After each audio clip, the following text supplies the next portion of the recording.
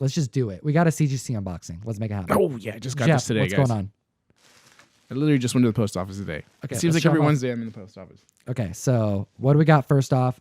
Because we're now when he gets this box, he's like, "Yo, can we open it on camera?" Because people ask in the comment section. We want to see more unboxings. So let's see what you pulled, and just explain just in detail the why and the story behind what you're about to show me here. All right. Ooh, and that right there is a first Cersei. Yeah, Strange Tales 109. Right. Ooh, at 7.5. Okay.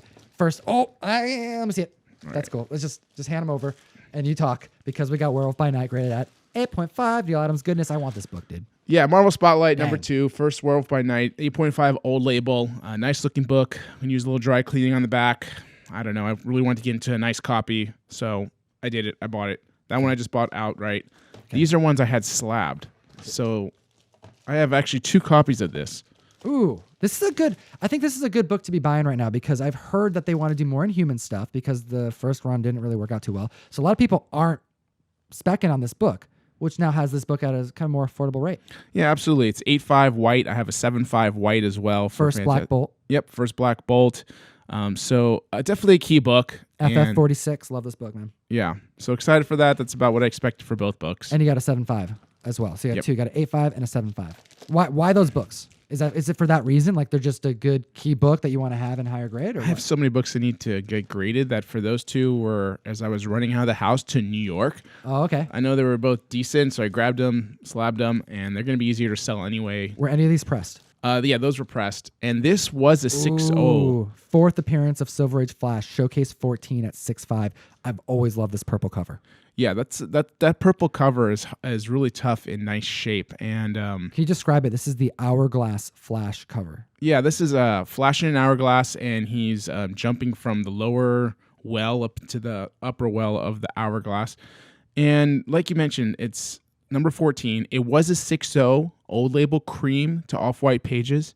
I cracked it out and pressed it myself, expecting a bump in both page quality and grade. So it went up to 6.5 with off-white to white pages. That's awesome. Yeah, so excited for that book. This book I bought raw. Same thing, pressed it. I bought it as a 6.0 raw. Yeah, first Cersei. This is Strange Tales 109, graded at 7.5. So this is movie rumors. You know, Eternals goodness, and it's coming. Jack Kirby's rendition here. It's gonna be holding on to it for the movie, right? Yeah, I bought it at a con as it got announced, so I got a screaming deal on it. And 7.5 is a beautiful grade for that book. Awesome. Well, I've always loved this cover, man. You got Hulk holding on to the Silver Surfer board. Actually, no. Let me rephrase that. He's holding on to Silver Surfer by the arm as they are going through the cosmos. It says, "He who strikes the Silver Surfer tells to astonish." Issue number 93. That is one loved cover. Most people attract themselves to that cover specifically for Tales to Astonish. Which is interesting because it's kind of a brown cover, and that's typically the opposite for that color on covers for whatever reason. Yeah, it's got a beautiful color strike, a nice book. Obviously, it's an 8.5, so happy with that. Yeah, high grade, man. That's cool. It's a sharp 8.5 too. And this book is a Golden Age book. It's actually an early Steve Ditko cover. Yeah, he did art in it too. Oh yeah, cover and art. He did the cover on it, and it was actually produced only with one staple. So that was interesting on that one. Didn't get knocked for it, right? No, I don't believe it did because it was more manufactured than anything. Very cool. This is a 6.5 is a good grade for that book. This Magazine is Haunted, issue number 17. Bob Powell art and Steve Ditko cover and art. It's graded at 6.5. And it's got like 2 different people being, looks like attacked or haunted by a ghoul, looking up in the darkness, holding a match as it's lighting up the terror in the room. I love his work in this title. Oh, dude, my dad's got a great Avengers 2 story. He pulled one out of a long box, not bagged and boarded.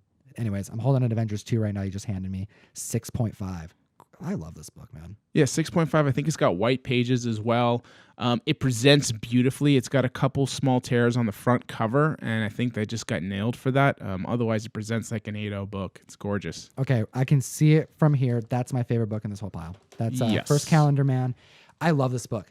All right, so this right here is the first Golden Age book that I bought myself. This isn't my copy. This is an 8.0 Detectives 259. This is the first appearance of Calendar Man. This is a OG villain, but a villain that gained more popularity when the video games hit, you know, kind of like the late 2000s. And this is why I love this book. For one, it's tough. This is a tough book, man, to find at high grade. And 8.0, that's crazy. But let me read you the speech bubble here on the cover. The Calendar Man. Get back, Robin. He's become a man of fire, like the summer sun. He's portraying. It's so silly. He's like, he's so hot. It's just ridiculous. I love it. But man, this is a cool book. What made you want to get this? Did you just own this or you picked this up? Yeah, I had this. I don't know how I got this. I believe it came in a collection, and I've had it for a long time raw, and I've been meaning to get it graded. And I didn't have any luck selling it raw. Like, I only broke it out a couple times. And then I was finally like, you know what? I'm going to press this myself. I'm going to grade it. If it comes back anything 8.0 or higher, I'm going to keep it. And sure enough, it came back 8.0. White pages, and it's these 50s DC books of Batman specifically are tough books in general to get in grade. A lot of mid-grade stuff, and it's a cool time frame for me personally. I love that. Great that color era. work. There's a lot of stuff going on the cover almost every time. A lot of fun stuff to look at. And I don't know, it's a unique genre of comic books because you have like such serious characters and then it's kind of silly things going on typically. Yeah, I mean, this is kind of on the cusp of DC's revival as superheroes are now coming back into trending in a positive way, as they did with Showcase 4 when you had the first Silver Age Flash. Like, superheroes are starting to take off again as there's this long lull from like 55 and between 48 and 1955. All right. Another character that saw some change was actually right here in Batman 251. The Joker is revitalized as a homicidal maniac, and some actually list this as the first modern rendition of the Joker done by Neil Adams. We have multiple copies going into the Mystery Mail Call, which is our comic book subscription service. You sign up, you join the community, we send you comics every month, and you help support the show. You also have a chance of getting a really cool book, like a big Grail book like this. We have a bunch of them, but every box gets an assortment of comic books, and everyone gets one comic book that is the same, and that is an Undiscovered Country Comictom 101 variant.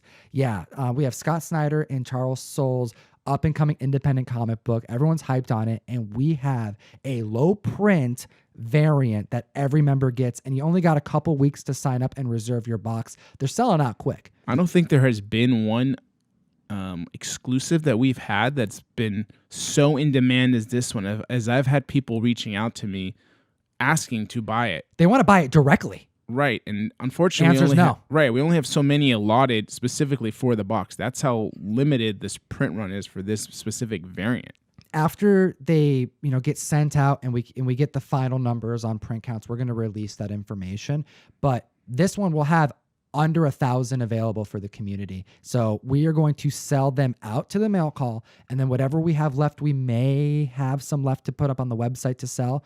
But that's all that we have. So we're going to reserve the exclusives for the mail call right now in the mail call community. So we're not going to list it to sell it. You got to buy the box, and the box is $30 plus shipping. So it's pretty affordable. I think the exclusive is better than the cover A of Undiscovered Country. Absolutely. Cover done by Dani of Coffin Bound. It's a beautiful cover. I really wanted to buy the original art. Unfortunately, it's digital. A lot of these are digital, my man. A lot of them are digital, but it's okay. It's okay.